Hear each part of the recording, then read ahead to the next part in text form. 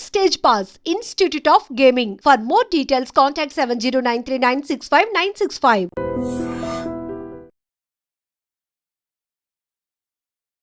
Hi hello నమస్తే welcome back to iDream Media. ఈరోజు మనతో ఉన్నారు హైకోర్టు అడ్వకేట్ అయిన పృథ్వీ గారు. అయితే H1B వీసాల పరిస్థితి ఏంటి, ఇప్పుడు వాటిపై ఉన్న అప్డేట్ ఏంటి అని తెలుసుకుందాం. నమస్కారం సార్. నమస్తే సార్, H1B వీసాలు ఇకపై ఏ విధంగా తారుమారు కానున్నాయి, దాంట్లో ఉన్న అప్డేట్స్ ఏంటి, అందులో ట్రంప్ ఎలాంటి డెసిషన్స్ తీసుకోబోతున్నారు అంటారు?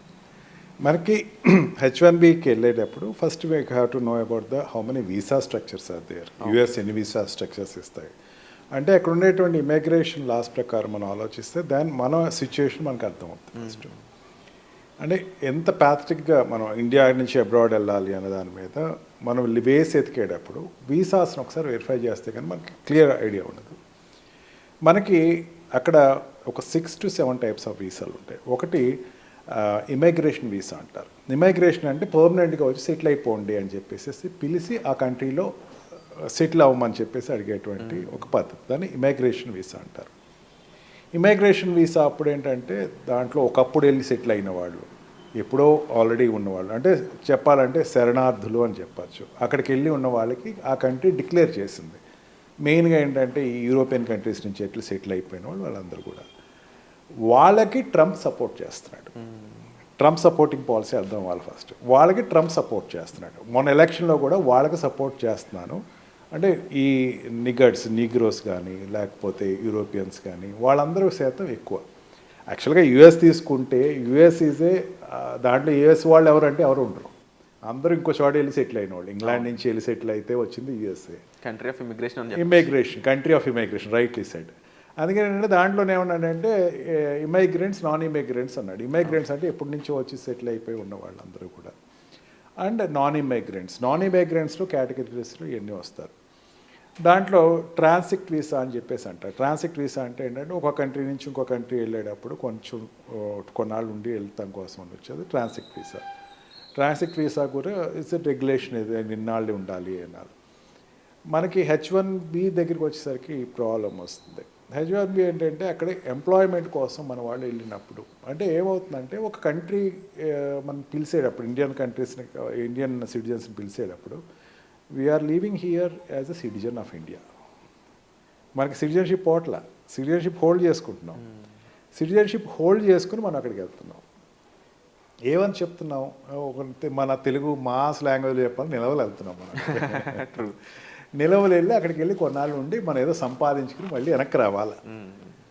దానికి ట్రంప్ ఏం మాట్లాడాల, దానికేం ట్రంప్ వ్యతిరేక ఏం కాదు.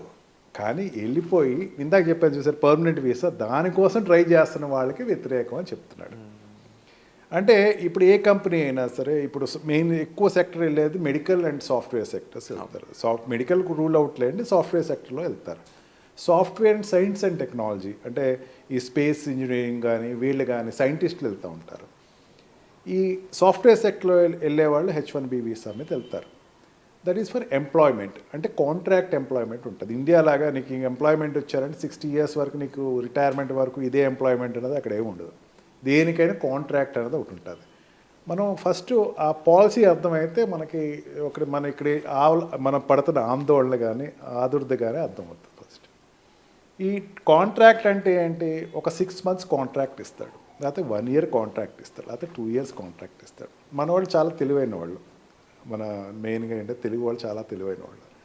అక్కడికి వెళ్ళిపోయి ఆ కాంట్రాక్ట్ అయ్యే లోపల అక్కడ రెసిగ్నేషన్ ఇచ్చేసి ఇంకో దాంట్లోకి వెళ్ళిపోతారు. ఓకే, కొత్త కాంట్రాక్ట్లోకి ఎంటర్.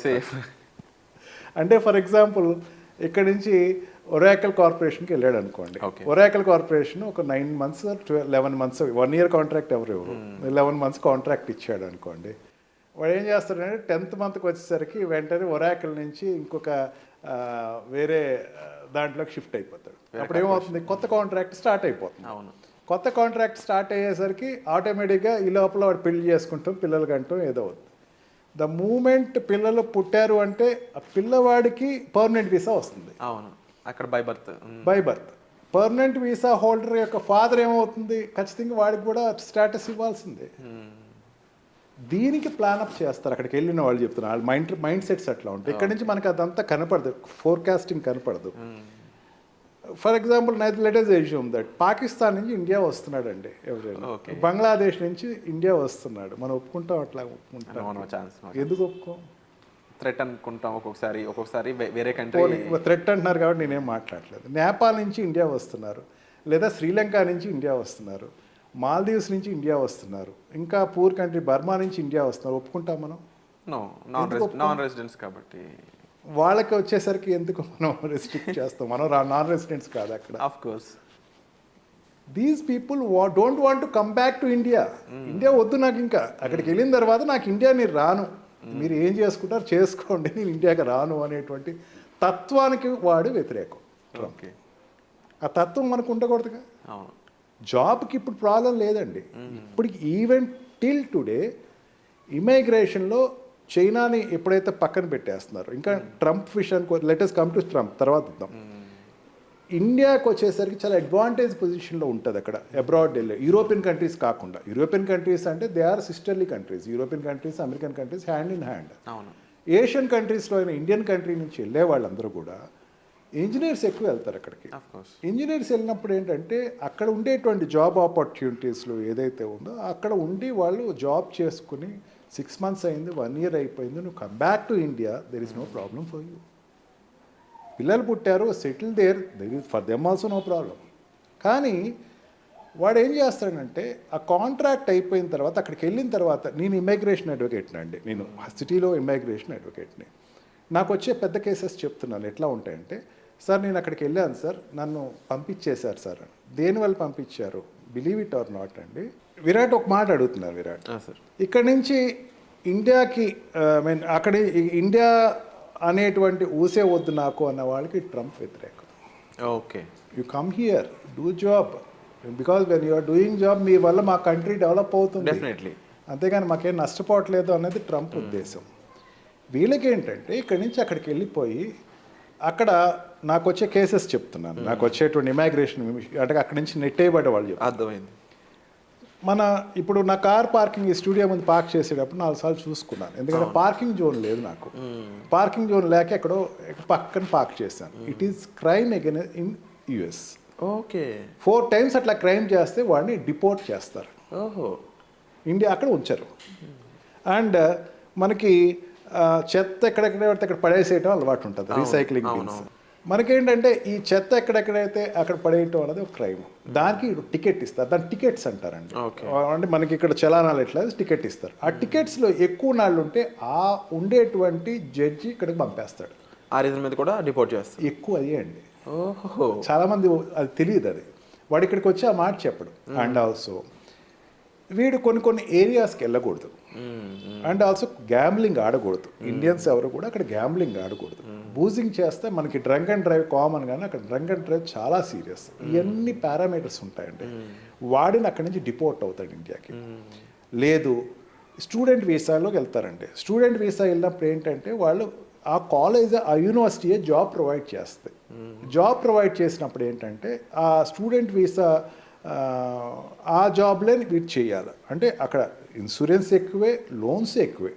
వీడు ఏం చేస్తారంటే అక్కడ లోన్ ప్రొవిజన్ ఇచ్చినప్పుడు ఆ కంపెనీ ఆ కాలేజ్ చెప్తే మీరు పలానా ట్యూషన్ సెంటర్లో ట్యూషన్ చెప్పండి, లేకపోతే పలానా బేకరీకి వెళ్ళి మీరు వర్క్ చేయండి, వాడేస్తాడు. మన Indians are very smart enough. వీళ్ళు ఏం చేస్తారంటే ఓటీ చేస్తారు. ఎక్కడ చేస్తారు? అక్కడ కాకుండా ఇంకో చోట చేస్తారు. వాడు ఏమనుకుంటాడంటే నన్ను ఎవరు చూడలేదు కదా అనుకుంటాడు. చాలా పెద్ద పొరపాటు అండి అది. క్రైమ్ అక్కడ. అక్కడ తెలిసినట్టు ఉంటే కనుక ఎక్కడ ఆపరండి వాళ్ళని. అక్కడ కూడా మాట్లాడు అవన్నీ వాడికి ఒక రికార్డ్ ఇచ్చి వాడు వచ్చేటప్పుడు సెకండ్ స్టేషన్స్లో అంటే ఎక్కడైనా సౌదీ కంట్రీస్లో కానీ లండన్లో కానీ ఫ్లైట్ మారే జోన్ ఉంటుంది కదా, అక్కడ వాడికి ఒక టికెట్ ఇస్తాను. You are deported from US, you cannot come back to. Okay, complete checkmate లాగా. చెక్మేట్. దీనిని ట్రంప్ టైటన్ అప్ చేస్తున్నాడు. ఇది మనకు కొంచెం ఇబ్బందిగా ఉంది. అండ్ డిపెండెంట్ వీసా అంటే ఇది వరకు ఏంటంటే ఇప్పుడు తగ్గింది. ఇది వరకు ఏంటంటే ఎవరో అక్కడ అమ్మాయిని చేసుకుంటాం, ఆ అమ్మాయి ప్రకారం వెళ్ళిపోవడం, అక్కడ డైవర్స్ తీసేసుకుంటాం. డైవర్సెస్ సిస్టము ఈ సిస్టమ్ అక్కడ ఇచ్చేస్తుంది కాబట్టి ఎవరున్నారు అంటే ఇప్పుడు 3 పారామీటర్స్ చెప్పాను కదా విరాట్ మీకు.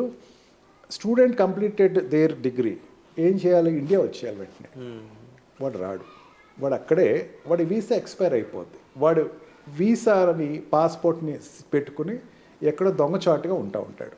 అట్లా ఉండేవాళ్ళు thousands and thousands of children ఉన్నారు అక్కడ. ఓహో. అండ్ సెకండ్ వాడు ఏంటంటే ఇందాక చెప్పాను చూసారా మీకు, ఈ టెంపరీ వీసా మీద H1B వీసా మీద వెళ్ళిన వాళ్ళు ఏంటంటే వాడు జాబ్ అయిపోయింది, నెక్స్ట్ జాబ్ రాలా, కానీ అక్కడి నుంచి ఇండియా రాడు. అక్కడే ఒరేకల్ అనుకున్నాం కదా, ఒరేకల్ 11 months కాంట్రాక్ట్ అయిపోయిందండి. 9th month 10th month next job రాలా, 11th month వరకు కాలయాపన చేశాడు. 11th month అయ్యేసరికి కాంట్రాక్ట్ అయిపోయింది కదా, వాడికి వెంటనే ఎగ్జిట్ పర్మిట్ ఇచ్చేస్తుంది. ఎగ్జిట్ పర్మిట్ తీసుకుని ఏం చేయాలి, కామ్గా ఎయిర్పోర్ట్కి వచ్చేసి ఇండియా వచ్చేసారు. వాడు రాడు, అక్కడే ఏం చేస్తాడు, ఎగ్జిట్ పర్మిట్ తీసుకుని అక్కడ ఒక స్టేట్ నుంచి ఇంకో స్టేట్, అంటే ఇక్కడ ఆంధ్రప్రదేశ్ నుంచి తెలంగాణ, తెలంగాణ నుంచి తమిళనాడు, ఇట్లా ఉండదు అక్కడ ఏవి.